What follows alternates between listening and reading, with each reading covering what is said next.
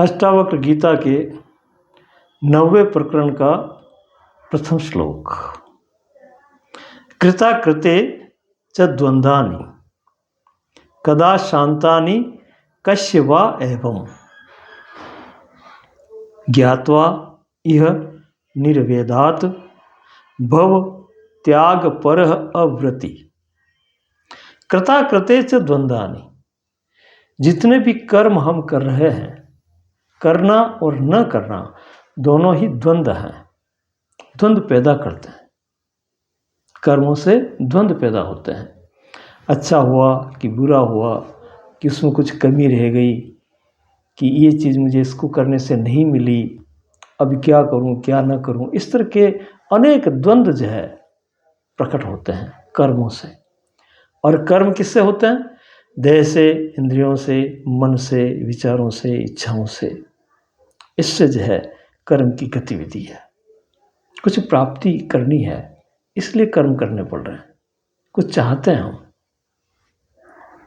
तो आत्मा के विषय में हम सोचें, आत्मा की दृष्टि से देखें तो आत्मा को कोई कर्म नहीं करना है, क्योंकि आत्मा अपने आप में आप्त काम है, स्वतः शांत है, सब कुछ प्राप्त है उसे कुछ भी प्राप्त नहीं करना है। यही आत्मा के लक्षण है। आप तो काम है वो, इसलिए किसके लिए करे, क्यों करे, कोई इच्छा भी नहीं उसमें। आत्मा अकर्ता है, इसलिए आत्मा आप तो काम होने की वजह से कर्मों से उसको कोई लेना देना नहीं। कर्मों के जो फल हैं, जो भुगतान है, उससे भी कोई मतलब नहीं, उनके भोग से भी मतलब नहीं। तो कृता कृते च द्वंद्वानि कदा शांतानि कस्य वा एवं। यदि कर्तव्य और अकर्तव्य, कर्म और अकर्म, इनमें यदि फंसे रह गए तो इस द्वंद्व से रहित हुए बिना, इस द्वंद्व से निकले बिना, और इसलिए कर्म करने में अहंकार भी अपना पुट देता है। मैंने किया, अच्छा किया, बुरा किया, उससे और अधिक करके दिखाया। तो इस तरह की घोषणाएं, अहंकार भी इसमें बढ़ता है, विकार भी बढ़ते हैं, चाह बढ़ती है कि और अधिक हो जाए, और अच्छा हो जाए, और विशेष हो जाए, और मैं बड़ा हो जाऊं या बड़ा माना जाऊं, पद प्रतिष्ठा बढ़े मेरी। तो ये कर्मों के झंझट और इनके फलों को भोगना, ये अनवरत चक्र जो है इस जगत में चल रहा है। इस अनवरत चक्र से निकलने के लिए आत्मस्थिति ही एक उपाय है, एक मार्ग है, एक साध्य है, एक रास्ता है। क्योंकि आत्मा आप्त काम है, उसको कुछ भी करने की जरूरत नहीं, और वो अकर्ता है। अकर्ता क्यों है? क्योंकि उसको कुछ चाहिए भी नहीं, वो अपने आप में मस्त है, अपने आप में आनंदित है। तो ज्ञात्वा एवं निर्वेदात, ये बात जिसने जान ली कि कर्मों का ये जाल है, कर्मों का जो झंझट है, बिना अपने आप को जाने, बिना अपने आप में स्थित हुए नहीं मिटता है। इसके लिए न वो जिद करे, न आग्रह करे, और स्वतः सहजता से इसको स्वीकार करता हुआ उसमें स्थित हो जाए।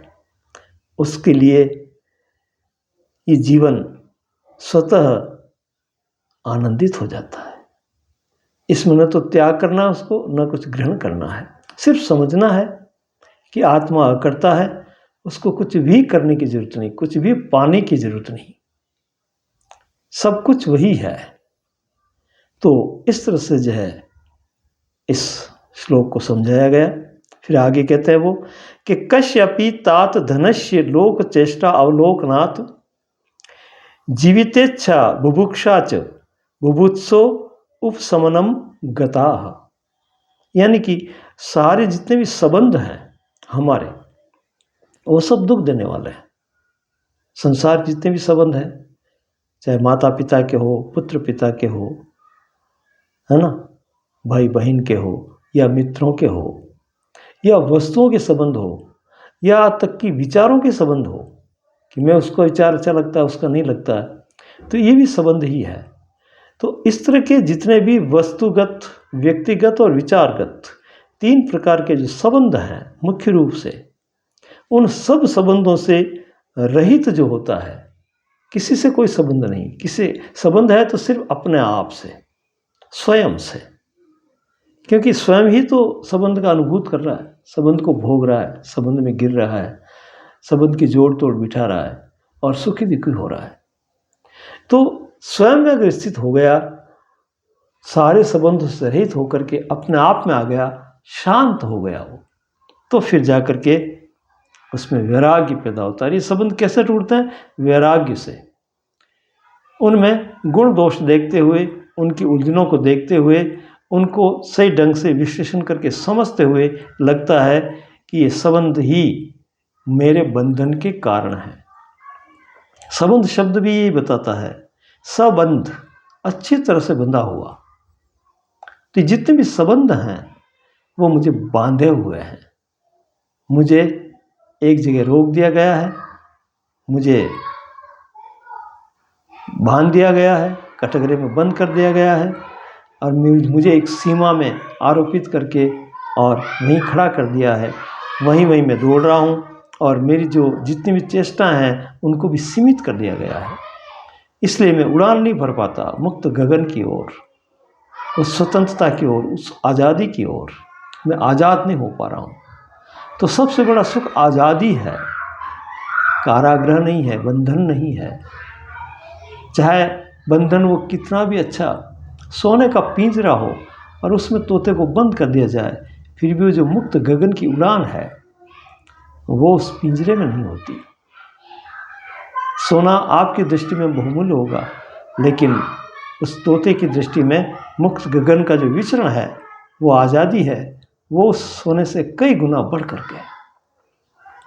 तो मन भी आज़ादी चाह रहा है, मन भी मुक्त होना चाह रहा है, लेकिन इसको रास्ता नहीं मिल रहा, या फिर इसको भटकाया जा रहा है, ये भ्रमित हो रहा है, या ये करूं या वो करूं, किंग कर्तव्य विमूढ़ हो गया है। इसकी जो दिशाएं हैं वो ये तय नहीं कर पा रहा है, ये निश्चित नहीं कर पा रहा है कि वास्तविकता क्या है। जबकि ये जितने भी रास्ते हैं, मार्ग हैं, ये सभी मार्ग इसको अटकाने वाले हैं, और सत्य जो है उसका कोई मार्ग नहीं है, बिना पथ का पथ विहीन सत्य है। यदि रास्ता होता तो रास्ता मन बनाता है, और मन जो उस सत्य को जानता ही नहीं, वो उस तक पहुंचने के रास्ते बनाता है। वो रास्ते कैसे ले जाएंगे वहाँ तक? इसलिए ये सब मनोनिर्मित जितनी भी बातें हैं, जितनी भी परिकल्पना है, वो सब सत्य से वंचित कर रही है और इसको उलझा रही है। इन उलझनों से निकल करके अपने आप को पहचाने, अपने आप को देखे और देखे कि ये जो झंझट मैंने इकट्ठी की है, इनमें संलग्न होने की वजह से, इनसे संबंधित होने की वजह से मैं दुखी हूँ। इस तरह का इनका गुण दोष देखते हुए वैराग्यवान हो, तो वैराग्य की स्थिति, वो त्वरा वैराग्य की, इसको धीरे धीरे इस जमघट से, इस कोलाहल से, इस बंधन से मुक्त करेगी और वो आज़ाद उड़ान भर सकेगी। आगे कहते हैं ये कि अनित्यम सर्वम एव इदम तापत्रियम दूषितम असारम निंदितम हेयम निश्चित्य साम्यति। सब कुछ अनित्य है, जितना भी इकट्ठा कर रखा है मन ने, वो सब अनित्य है।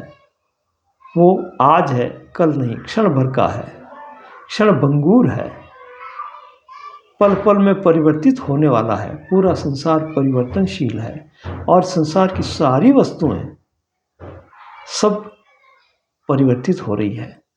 तो इस परिवर्तन में वो स्थायित्व ढूंढ रहा है, ये कैसे संभव है? इसलिए उसको इस बात को समझना होगा कि ये जो त्रिताप हैं, दैहिक, दैविक और भौतिक, इन त्रिताप से हटने के लिए, छूटने के लिए, बचने के लिए, इसको जो है, ये जो भी प्रपंच है, इससे अलग होना होगा, तभी जाकर के मन शांत होगा। और मन जब शांत होगा तो उसमें जो हम कह रहे हैं कि वास्तविक यथार्थ क्या है, सत्य क्या है, उसकी झलक उसमें आएगी। स्वतः आएगी। जब भरा हुआ है तो वो झलक भी कहाँ जाएगी? झलक चारों तरफ होते हुए भी, कबीर ने कहा है कि मोए सुन सुन आवे हाँसी, पानी में मीन प्यासी। मछली जो है पानी में रहते हुए भी अगर प्यासी है तो ये कारण मछली ही है, समुद्र नहीं है। तो वो जो व्यापक है आत्म तत्व, सर्वत्र फैला हुआ, चारों तरफ से घिरा हुआ हमको, और उसमें भी अगर हम दुखी हो रहे हैं, वो सत्य चित्त आनंद घन है, और फिर हम दुखी हो रहे हैं, तो इसमें कहीं न कहीं कमी हमारे में है। हमारा मन उसको समझ नहीं पा रहा है और अनावश्यक चीज़ों का बोझ ढो करके वो दौड़ रहा है। एक बार उनको छोड़ करके थोड़ा उस तरफ झांके तो सही, थोड़ा देखे तो सही, थोड़ा अवलोकन तो करे। ऐसा करने से वो आज़ादी को प्राप्त होकर के स्वतंत्रता का सुख भोग सकता है, उन्मुक्त हो सकता है। इस तरह से यदि हम देखें तो मन के दुख पैदा करने की आदत से हो गई है। मन दुख पैदा करने की मशीन बन गया है। दुख पैदा करता है, मेहनत करके पैदा करता है, बड़ा परिश्रम करता है दुख पैदा करने में। दुख है नहीं, दुख पैदा किया जाता है, वो भी नासमझी के कारण। सही समझ नहीं है, अज्ञान है, अविद्या है, इसलिए दुख पैदा हो रहा है।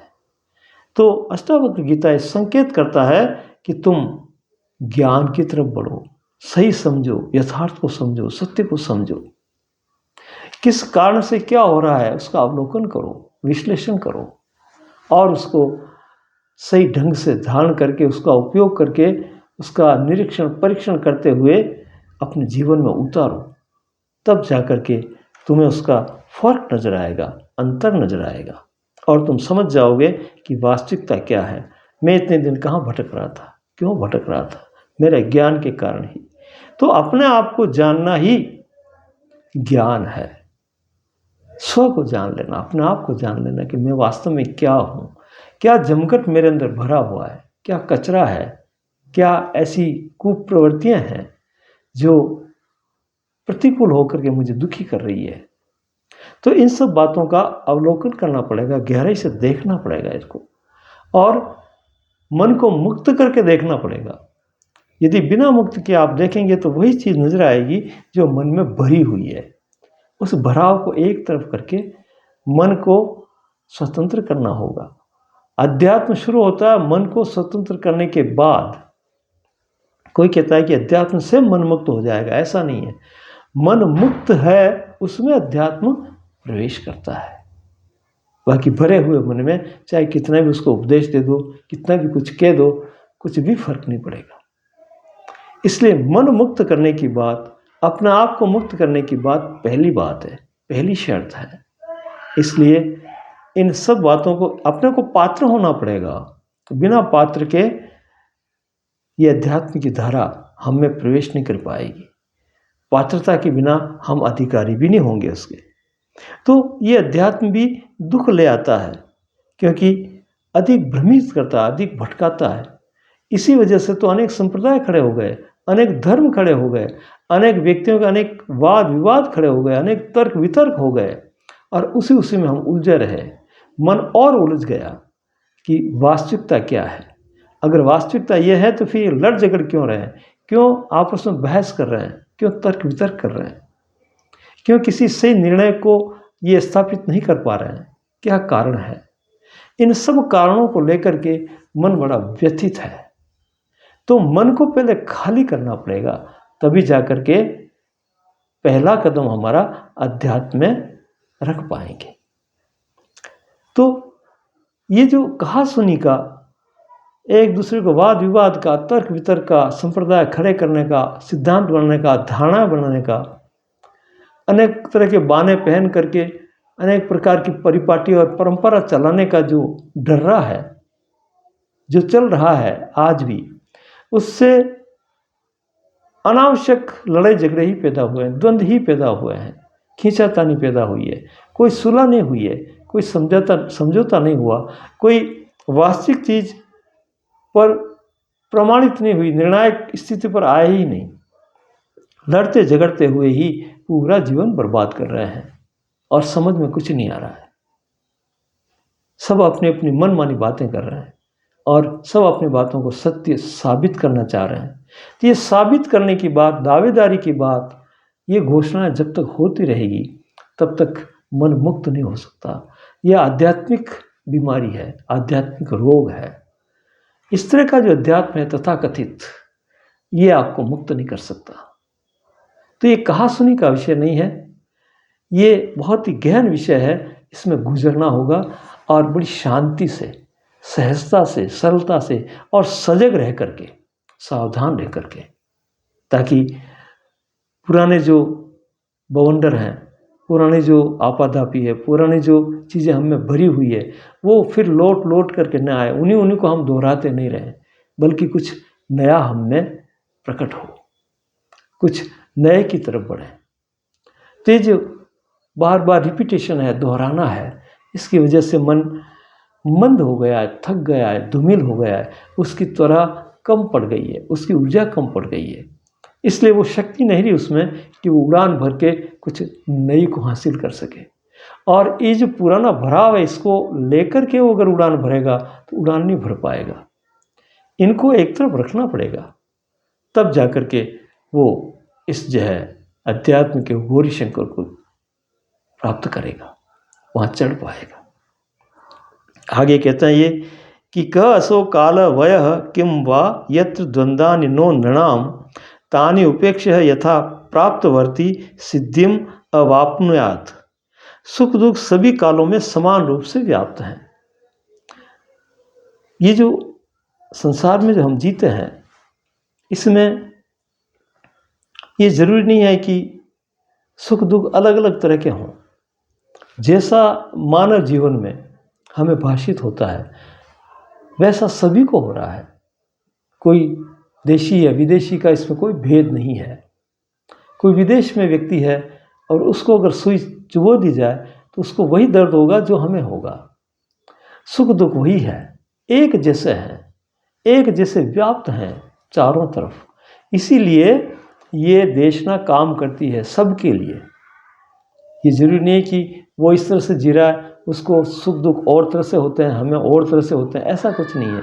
सुख दुख समान है, समान अनुभूतियाँ होती है, क्योंकि समान रूप से इंद्रिय और शरीर का निर्माण हुआ है, समान आभास होते हैं। इस समानता को देखते हुए ये अष्टावक्र गीता ये घोषणा करती है कि जो हम उपाय बता रहे हैं, जो हम तरीका बता रहे हैं, तरीके से मतलब हम जो देशना दे रहे हैं, जो मार्गदर्शन कर रहे हैं, जो इंगित कर रहे हैं, एक इशारा कर रहे हैं, उस इशारे को अगर कोई आत्मसात कर लेता है तो ये सब पूरे जगत के लिए, हर जीव के लिए जो सुखी दुखी है उसके लिए कारगर है। क्योंकि सबका सुख दुख समान है, एक जैसा है, एक जैसा महसूस करते हैं सभी। और इन सब को देखते हुए अपने प्रारब्ध के अनुसार जो जैसा मिल गया है, जैसा है, जैसा हम जी रहे हैं, उसमें राजी राजी जिए, उसमें ना नुच न करे, किसी को दोष भी न दे, न शंका करे और न घबराए, सहनशीलता रखे, जैसा है वैसा है, उसको सिर्फ देखता रहे। देखते देखते ही वो समझ जाएगा और समझ करके आगे बढ़ेगा। फिर आगे कहते हैं ये कि नाना मतम महर्षिणाम साधुनाम योगिनाम तथा दृष्टवा निर्वेदम आपनः कह न शाम्यति मानवः। इस संसार में अनेक प्रकार के मत मतांतर हैं, कोई क्या कह रहा है, कोई क्या कह रहा है। इसीलिए अनेक धर्म हैं, अनेक संप्रदाय हैं, अनेक तरीके हैं, अनेक विधियाँ हैं, अनेक धारणाएं हैं, अनेक सिद्धांत हैं। अब ये तय करना मुश्किल हो गया कि सही क्या है, गलत क्या है, कोई क्या कह रहा है। कोई जिसको सही बता रहा है उसी को दूसरा गलत बता रहा है। तो इस तरह की जो एक खींचातानी है महर्षियों में, साधुओं में, योगियों में, सब अपने अपने मत मतांतर के अनुसार चल रहे हैं। अब किसको सही ठहराया जाए, और तर्क वितर्क से और चंचलता बढ़ गई है। तो ऐसी अंधड़ में, ऐसी आंधी में वास्तविकता को देखना बड़ा मुश्किल हो गया है। तो कहते हैं कि इस मतांतरों के चक्कर में न पड़ करके और स्वाध्याय करें, खुद को देखें, अपने आप को टटोलें कि मैं अपने आप में क्या महसूस कर रहा हूँ। जो मतांतर हैं वो उनके सोचे हुए हैं, उनके अनुभव हैं, उनकी राय है। आपको तो अपने हिसाब से स्वतः क्या हो रहा है अंदर, उसको पैनी निगाह से अवलोकन करना है, उसको देखना है। उसको अगर आप ध्यान से देखेंगे तो जाकर के वही आपके काम आएगा। बाकी की चीज़ें काम नहीं आ सकती। बाकी तो सिर्फ कहा सुनी है, और कहा सुनी में कोई सार नहीं। इसलिए कहते हैं कि विवेक द्वारा अपनी बुद्धि का उपयोग करते हुए और अपने लिए क्या अनुकूल है, क्या मुझे करना है, क्या हो रहा है, क्यों हो रहा है, ये अपने आप को देखेंगे तो ज़्यादा स्पष्ट होगा। और उस स्पष्टता में ही यथार्थ के दर्शन होंगे। उस यथार्थ को लेकर के उसको साथ में रखते हुए हम आगे बढ़ें। और आगे कहते हैं ये कि कृत्वा मूर्ति परिज्ञानम चैतन्य न किम गुरु समता युक्त्वा यह तारयति संस्रते। गुरु और शिष्य भी एक प्रकार की परंपरा है। बहुत बड़ी बात कह दी अष्टावक्र गीता में कि ये भी परंपरा के अनुसार फिर जो है अनेक विभाग हो गए और अनेक ढंग से अनेक गुरु हो गए, अनेक तरह से शिष्य हो गए और अनेक संप्रदाय, अनेक झुंड और अनेक मंडल बना करके अपनी अपनी डफली और अपना अपना राग लापने लगे। तो इस अंधड़ में कुछ भी सूझ नहीं रहा है कि वास्तविकता क्या है। ये तथाकथित गुरु और शिष्य की मंडली है, ये क्या पता क्या क्या जो है आलाप लगा रही है। जो संशय रहित करे, ये कहता है कि गुरु वही है जो इस प्रकार की अनेक छवियाँ और धारणा न दे करके आपके मन में जो संशय है उनका निराकरण करे। खुद संशय रहित होता है वो, और संशय से रहित होने की युक्ति बताता है, और उस युक्ति में आपको ज़्यादा आगे रखता है कि आप स्वयं देखो, मेरी बातों को इतना मत सुनो, मेरी बातें मेरी है, और आप जो जानोगे वो आपका है, और आपका जो है वही वास्तविक है, वही सही है। इसलिए आप अपने आप को देखते हुए स्वतः चलो। ऐसी जो राय देता है वो गुरु है, वो सच्चा गुरु है। लेकिन ऐसे सच्चे गुरु विरले होते हैं, बहुत ही कम मिलते हैं, और इसीलिए इन्होंने कहा है कि ये जो गुरुडम है, ये जो गुरु की जो परंपरा है, ये जो सिलसिला चला रहा है, इस सिलसिले में परंपराएं ज़्यादा है, रीति रिवाज ज़्यादा है, मान्यताएं ज़्यादा है। इससे भी मन भ्रमित होकर के जो वास्तविकता है उसको देख नहीं पा रहा है, उसको खोज नहीं पा रहा है। इसलिए संशय रहित होकर के और अपने जो है समता में रहते हुए अपना अवलोकन स्वयं करो। फिर आगे कहते हैं ये पश्य भूत विकारान त्वम भूत मात्रान यथार्थः तत्क्षणात् बंध निर्मुक्त स्वरूपस्थ भविष्यति। सभी दृश्य, बड़ा प्यारा श्लोक है ये, सभी दृश्य विकारों को साक्षी मात्र होकर के देखने से ये सब अलग हो जाते हैं, क्षण भर में अलग हो जाते हैं। क्षण भर की जो मुक्ति की बात है वो इस साक्षित्व में है।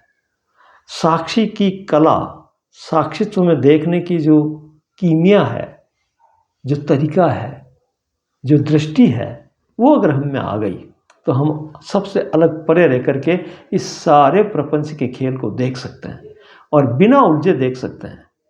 न इससे भागते हैं न कुछ पकड़ते हैं, क्योंकि हम जानते हैं कि ये हमसे अलग हो रहा है। और ये सब दृश्य मात्र जितना भी खेल है उस दृष्टा के सामने सिर्फ दृश्य है, और वो दृष्टा के होने की वजह से है। दृष्टा नहीं है तो दृश्य भी नहीं है। तो इन सब का जो साक्षी रह करके कि हाँ ऐसा हो रहा है बस, और मैं अपना आप में स्थित हूँ, मैं किसी से मिला जुला नहीं हूँ। खेल देखते हुए भी खेल में ग्रसित नहीं होता, खेल में लिप्त नहीं होता, निर्लिप्त होकर के जल कमलवत वो इस संसार में जीवन व्यतीत करता है। ऐसी दृष्टि जिसकी आ गई साक्षी मात्र की, वो जीवन मुक्त है, जीता हुआ मुक्त है। उसमें रहता हुआ, प्रपंच में रहता हुआ भी प्रपंच से अलग है। उसकी एक अलग ही स्थिति है, और वो स्थिति जब तक बनी रहती है तब तक कोई भी चीज़, कोई भी दृश्य उसको विकृत नहीं कर सकता, उसको चलायमान नहीं कर सकता, उसको भयभीत नहीं कर सकता, उसको दुखी नहीं कर सकता। फिर आगे कहते हैं वो कि वासना एव संसार इति सर्वाभिमुच्यता तत्त्याग वासना त्यागात स्थिति अद्य यथा तथा। वासना ही संसार है। ये जो इच्छाएं हैं, ये कर लूँ, वो कर लूँ, ये नहीं हुआ तो क्यों नहीं हुआ, कब होगा, कैसे होगा, ये जितनी भी वासनाएं हैं चित्त के अंदर, मन के अंदर जो इच्छाएं हैं, यही संसार है। वासना ही संसार है। यदि वासनाओं को निकाल दिया जाए तो फिर संसार भी नहीं है और फिर दुख भी नहीं है, क्योंकि ज्ञानी जो है वो प्रारब्ध के अनुसार चलता है। जैसा प्रकृति चला रही है उसमें ढल जाता है, प्रकृतिस्थ हो जाता है, वो प्रकृति के अनुसार चलता है, उसके विपरीत कहीं हाथ पांव नहीं मारता। वो प्रकृति को धन्यवाद देता हुआ उसके अंदर विचरण करता है, खुशी खुशी मुस्कुराता हुआ अपना जीवन व्यतीत कर देता है, और प्रकृति सदा उसके साथ है। और ऐसा जो सयाना होता है, ऐसा जो समझदार होता है, प्रकृति भी उस पर माँ की तरह उसका पालन करती है, स्वतः ही उसके बिना मांगे उसको देती है। तो ये जो बात थोड़ी सी यहाँ इशारा किया गया कि प्रकृतिस्थ जो है प्रकृति के अनुसार रहता है, जैसा है वैसा है, उसमें जो राजी है उसके साथ जो चलना सीख गया, फिर उसको किसी प्रकार की अड़चन नहीं, किसी प्रकार का क्षोभ नहीं, किसी प्रकार का दुख नहीं। योग वासिष्ठ में भी 3 प्रकार की वासनाएं बताई है। पहला बताया है लोक वासना, दूसरा है शास्त्र वासना, और तीसरा है शरीर वासना। ये भी समझने जैसा है, क्योंकि वासना ही संसार है ना। तो लोक वासना का मतलब इस संसार में जहाँ मैं हूँ वहाँ मेरी स्थिति, मेरी पद प्रतिष्ठा, मेरी संपत्ति, मेरा दिखावा, मेरे पास जो है चीज़ों का संग्रह अधिक से अधिक हो, दूसरों से अधिक हो, ऐसी वासना इस लोक में प्रतिष्ठित हो जाऊँ, मेरी पदोन्नति हो, मैं कुछ विशेष दिखूँ सबको। ये यहीं तक सीमित नहीं है, बल्कि और आगे जा कर के इसने परिकल्पनाएं की है, अनेक लोकों की बात की है। ऐसे 14 लोक मन ने परिकल्पना में पिरे हुए हैं। 7 लोग ऊपर के, 7 नीचे के। जैसे ऊपर के लोग जो हैं तपोलोक, जनलोक, महालोक, सतलोक, स्वर्गलोक, वैकुंठ, है ना, ये सब जितनी भी धारणा है। अब नीचे के लोग अतल, वितल, सुतल, लास्ट में जाकर के पाताल। तो ऐसे 14 लोकों की भी परिकल्पना मन ने की। मन बहुत तोड़ता है, बहुत सोच विचारता है और उलझुल विचारता है, और ये चाहता है कि मैं कहीं न कहीं बड़ा होकर के अपने आप को शो करूं, दिखाऊं, मेरी प्रशंसा हो, मैं सबसे बड़ा हो जाऊं। बात अच्छी है, लेकिन रास्ता गलत है। रास्ता अगर से हो जाए तो इसको खुद को समझ में आ जाए कि मुझसे बड़ा कोई नहीं, मैं अपने आप में सबसे पहले से ही बड़ा हूँ, बड़ा होने की भी ज़रूरत नहीं है। ऐसी बात इसमें छिपी हुई है, लेकिन इसको ये जान नहीं रहा है, भूल गया है, कहीं और ढूंढने की कोशिश कर रहा है। तो ये अगर भ्रम निकल जाए तो मन जो है अपने आप में मस्त हो जाता है। तो ये जो लोक वासना हुई। इसी तरह से दूसरी शास्त्र वासना भी बताई। ये शास्त्रों का अध्ययन है, विद्वता प्रदर्शन करना है, गुरु बनना है, किसी मतलब जो है संप्रदाय को खड़ा कर देना है, किसी धर्म को चला देना है, शास्त्रों के तर्क वितर्क करना है, अपने आप को ज्ञानी और प्रसिद्ध जो है बताना और शो करना, प्रदर्शित करना, ये सब भी शास्त्र वासना है। ये भी उलझाती है मन को। इसमें बहुत से लोग उलझे हुए हैं। बाकी अगर मान लो संन्यास भी ले लिया, घर भी त्याग दिया, वस्तुएं भी त्याग दी, लेकिन ये शास्त्र वासना उसको जाकर के पकड़ लेती है, और इसमें अच्छे से अच्छे व्यक्ति उलझे हुए हैं आज भी। और वो कहा सुनी करके और तर्क वितर्क करके खींचातानी में पड़े हुए हैं। ये वासना भी बड़ी बुरी है। फिर कहते हैं वो शरीर वासना, यानी कि संसार में शरीर जो है ज़्यादा लंबा समय तक रहे, मेरा बलिष्ठ रहे, सुंदर रहे, और इस शरीर में जो है ज़्यादा दिन तक रह कर मैं उपभोग करूं, ये वासना भी बनी रहती है। तो वैसे वासना बहुत सी है, लेकिन मुख्यतया योग वासिष्ठ में 3 वासनाओं का वर्णन किया गया: लोक वासना, शास्त्र वासना और शरीर वासना। तो वासना मात्र संसार है। इन वासनाओं से जो रहित हो गया वो मुक्त हो गया।